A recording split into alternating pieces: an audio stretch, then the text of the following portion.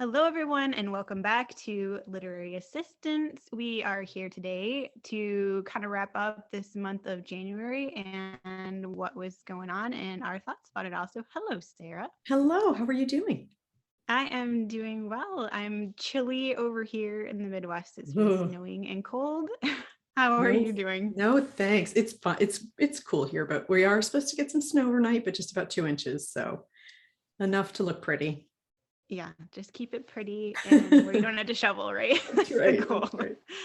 Oh, January. What a Mm, month, huh? it's I'm not gonna lie, I've had a little bit of the winter blues this week. And it's funny because you were kind of hitting the wall with the, pandemic and just overwhelm of some things on our last podcast about 2 weeks ago. Yeah. And we seem to be going in a cycle of like, I'm losing it, and 2 weeks later you lose.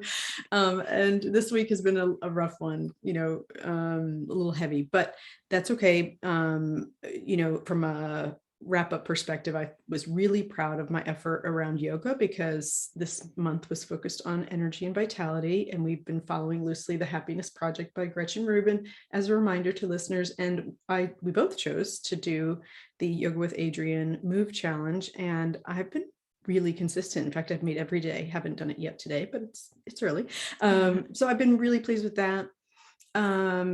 The other protocol that I was going to, the protocol that I was going to follow, the other initiative that I wanted to set for myself, I have not done well with. And in fact, midway through it, if people recall, we kind of assessed that, having poor sleep was a deterrent to kind of getting on this sort of bandwagon, and it just sort of didn't come together the way I thought. But I've been real easy with myself. And as I said in the beginning, I had a rule about going easy. So I have been easy on myself, but I'd like to maybe revisit that for February.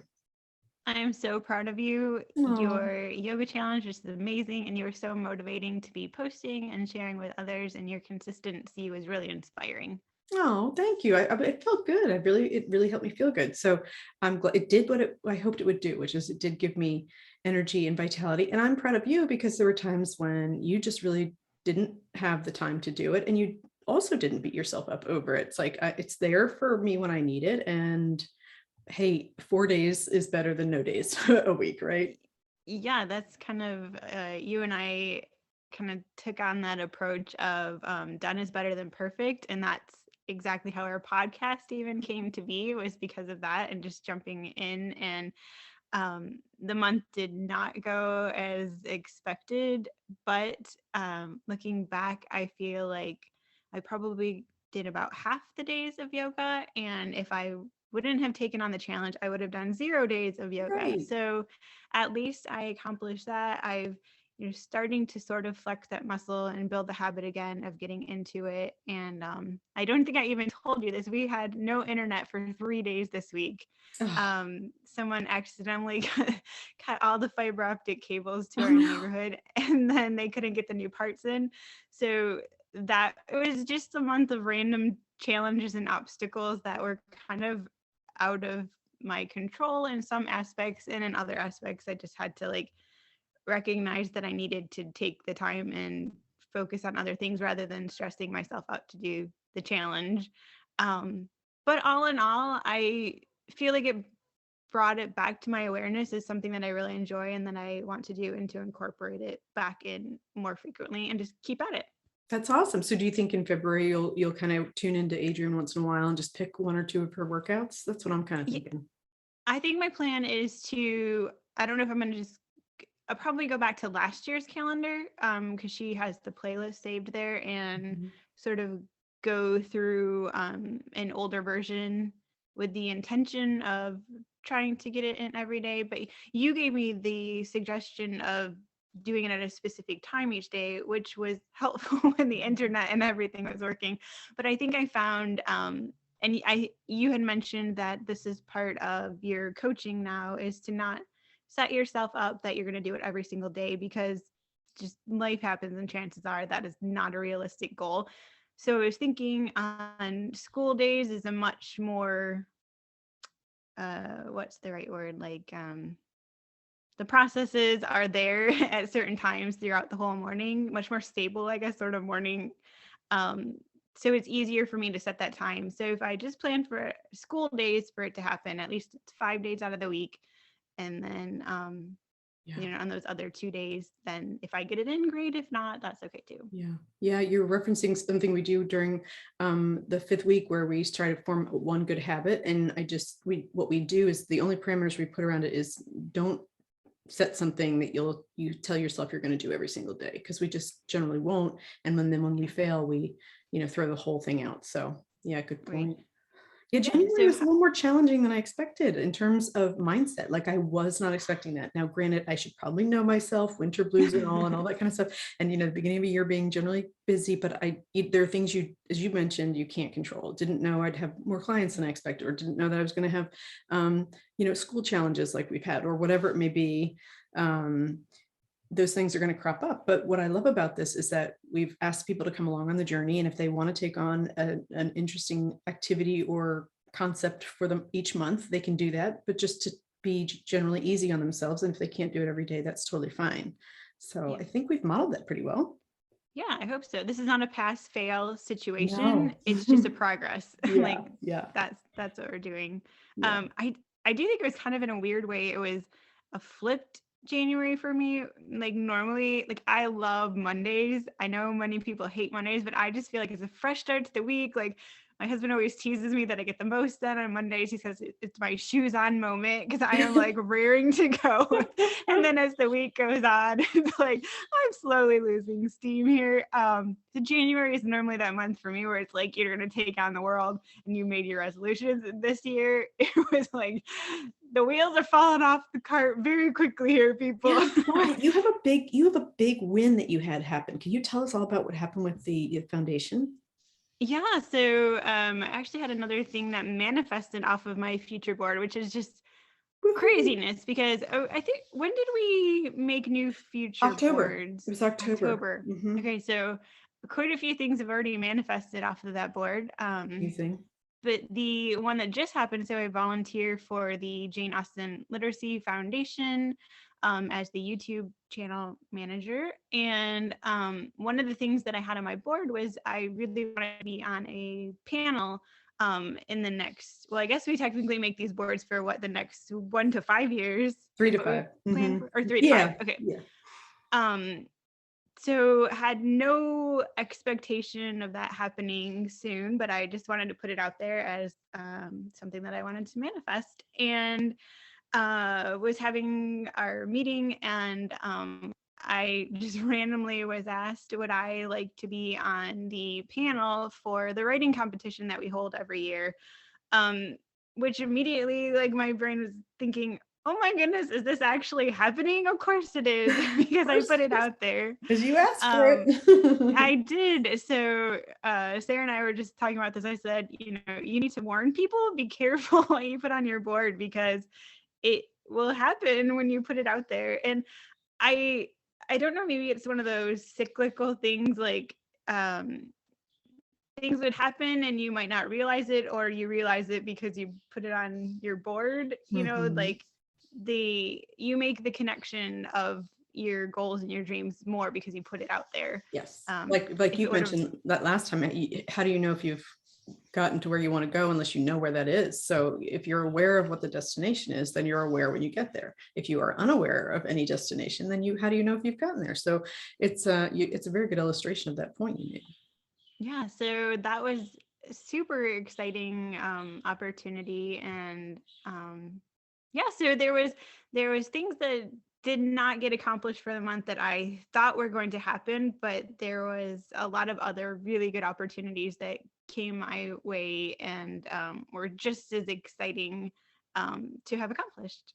That's awesome. And I think it's nice that you can notice that. That's part of the reason why we focus on wins so much in coaching process, because now your mind is trained to see those wins easily and go, okay, so that balances out the times when I sort of felt this month like I wasn't quite living up to my expectations, or didn't quite make a deadline or whatever it might be. But you can look around yourself and see all the other amazing ways that the little tiny steps you've been taking have gotten you to this ultimate destination. And yeah, it's wild. You look back and go, wow, I really have been doing a lot, and a lot has been happening for me. Yeah. And we set so many expectations for ourselves of things that we want to do. And like our future board is an amazing way to set the intentions that we want to have happen. But Yeah. we also, um, you and I discussed this, set so many like small these intentions, but almost in a way that we pressure ourselves into being stressed about them. And you, I think, kind of learned a little. You were talking a little bit about that this month. So you like your protocol was really important, but also assessing um, how do you make sure you're not adding, like heaping onto the pile of stressing yourself about that too. Yeah. Yeah. I also think it's really important to have, with when it comes to the future board and picking that destination, and let's take the panel as an example.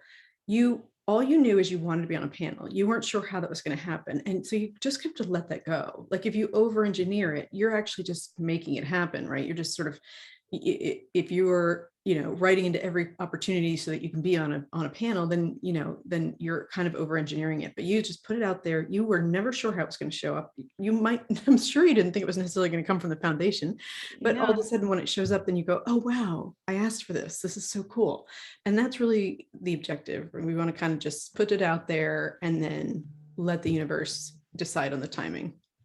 Yeah, I think little bit more generic, and you can tell me if you disagree with how people do their future boards, but for me, a little bit more generic I've been about what I want to see happen allows the opportunities to flow. And then I think I know what I want in my head, but then I see another opportunity that I might even be even more excited about. So even if like kind of a crazy example, like I think of like a designer handbag. I've seen people put those on their future boards, which is amazing.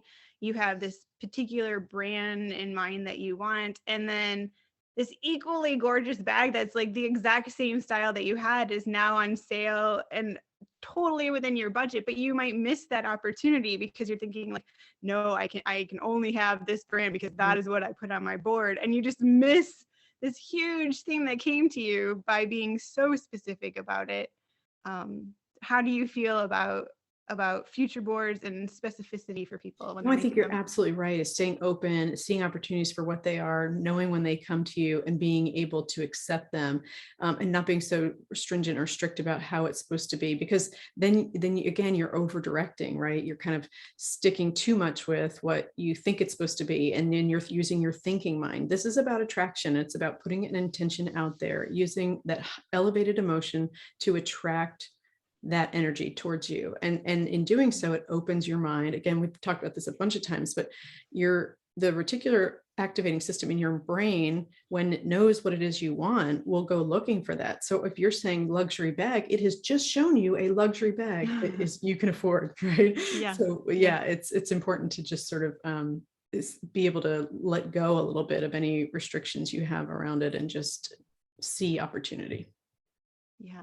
Yeah. There's so many more opportunities that come your way that you don't even recognize Mhm. until you are looking for them. And Yeah. that's what your future board helps you to do. So Yeah. Yeah. we also wanted to wrap up talking a little bit about what we have been reading for the month, since Yes. it's literary assistance and both you and I share a love of reading. And I find this so funny because I think it's just this odd connection that readers have where you can read any genre, and if you're meet up with someone or come across someone that also reads, like you can find some sort of common ground. Like, I don't care what it is, there's something that you will find in common. um and so we were like, oh, what have you been reading for the month, and talking about it, we read completely polar opposite books and found a Mhm. common theme in what we were Mhm. reading, which is so cool. Mhm. So what are you reading?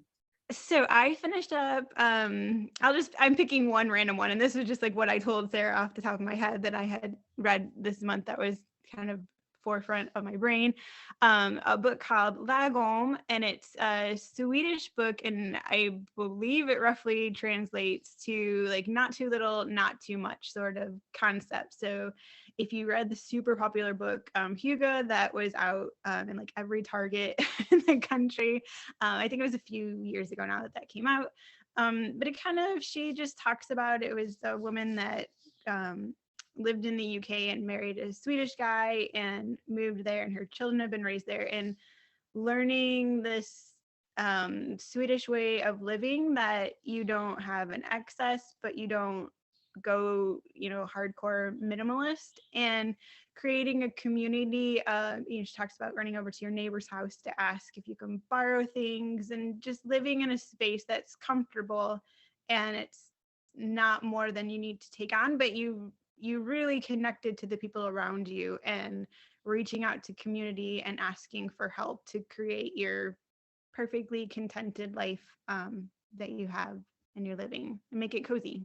Yeah, cozy. And that's such a great lead in terms of, working together towards something. And the book I'm reading, interestingly, is completely different, but it's called The Boys in the Boat. And it's the story of the 8 men that came together and rowed crew against Hitler's team in 1936 in the Olympics. And so, one, it's timely because the Olympics are coming up. 2, it's timely because this month happened. In fact, it was just a couple days ago, the Holocaust Remembrance Day. And then it's such a phenomenal story of just the magic that happened when these particular 8 men came together in a boat, because each of them was very skilled at rowing and each of them had these wonderful talents. But it wasn't until they were together in the boat that they could find this amazing synergy. And they came from very meager backgrounds and all these other things, but it was the comfort that they had in that community, and that is what powered their boat. It really, there were plenty of other athletes that were just as skilled as they were, but there was something about this specific group of 8, and that's community. And it was so funny as we were talking about, what are you reading? Oh yeah.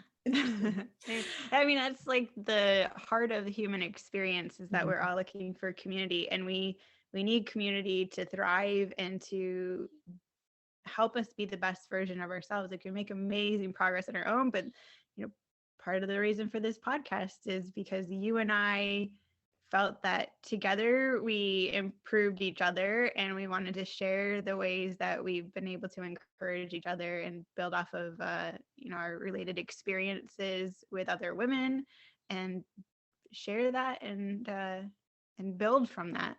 Yeah, and I've really felt that from you this month. I just have to say thank you, because we've both at different times had our challenges. Like, legitimately this morning you were like, you don't seem like you're okay, but like, you can do this. And so I just appreciate that we've been there for each other to say, okay, let's get on with it, so yeah, this has been I'm so grateful that we have this, and I look forward to these conversations all the time. And it is nice to have a reason to connect with you, more so than just, hey, over social media or hey, over text. It's like, I get to see your face and we get to talk about the things we love.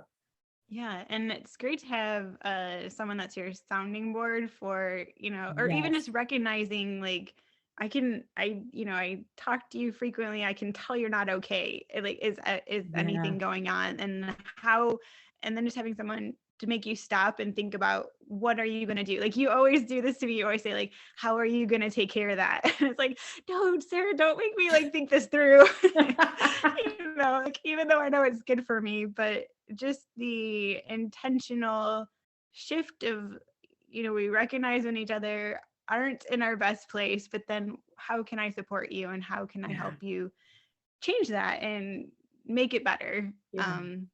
So yeah, thank you. And I love a reframe. And I think what's cool about doing this month by month in terms of having a theme is that nothing's so long, right? We're only doing this for a month. Right. So we did energy and vitality. I think we both felt different times our energy go up. We also then, by contrast, felt when it lagged, right? So if you're really focused on energy, you also are really tuned into when your energy lags. And so we were really attuned to our energy and vitality this month. And next month, we're going to shift into something else, which will be our next episode. We'll really dive into that, right? Yeah. Now that you just said that, it makes me super curious for next month. Maybe part of the energy ride was that we were really in tune into our energy levels this month. So maybe that gave it a different perspective for how we were looking at it. Yeah, like, we didn't necessarily have to always be high energy, good energy. It's just energy. And where does it go? Where does it ebb? Where does it flow? And follow that and just notice it. That is something you really helped me talked to my son about, and you had said that you related it to your son, of like, not every day is a great day and not every day is a bad day. Like, it's okay to have an okay day. Yeah. In And fact, most that, days are just okay days, especially when you're in school, right? Like you want like right. there to be some monumental thing, but guys, we're in the middle of a pandemic, first of all. So, I mean, but also just, the slog. I don't want to call it that to him because I don't want him to think that it's rough, but like the day in and day out for most of us is sort of a normal, even keeled. We work, we come home, we dine, we get together with family, we bathe, and we get up and do it again. And that's a good life. I mean, there's really Yeah. nothing wrong with that. But to expect that it be filled with fame or filled with money or filled with likes and comments and all the things that we get caught up in is unrealistic. I wonder if that's kind of a social media phenomenon, that we expect everything to be so over the top and so amazing, and every post to perform really well, and it's okay if it's just Yeah, okay. yeah, There's absolutely. nothing wrong with okay, but we always expect to overachieve. Which is why I like a Um, book like you read, which is sort of helps level set about expectation around like sometimes enough is just enough. Like moderation is a good place to be. Absolutely. And don't over complicate things by, Yeah, it's got yeah, to be this or it's got to be that. Or yeah. we talked about that kind of in our challenges too. Like, it's okay for our challenge to go okay. That's right. Um, It's just so exploring. And I love just noticing without judgment. Like we wanted to try something and we've noticed how it went for us. And now we're headed into a new month and we're going to notice how that goes. so freeing. Yeah. Yeah. Well, we are going to hop on off of this podcast, but there will be the podcast coming very quickly, so you can join on in for next month's challenge. We'll be letting you know what that is and trying to get out a little quicker. So if you want to join in with what we're doing or find your own way, you'll have a little bit of time to figure out what you want to do for next month. So don't forget to like and subscribe. And if you enjoyed this podcast, please feel free to share it on your social media. You can also follow Sarah and I on our Instagram feeds. We post a lot of times in our stories of what's been going on in our kind of day-to-day challenges that we're taking on for this. And everything will be linked in the show notes below. So we will talk to you later. See ya. Thank you. Bye.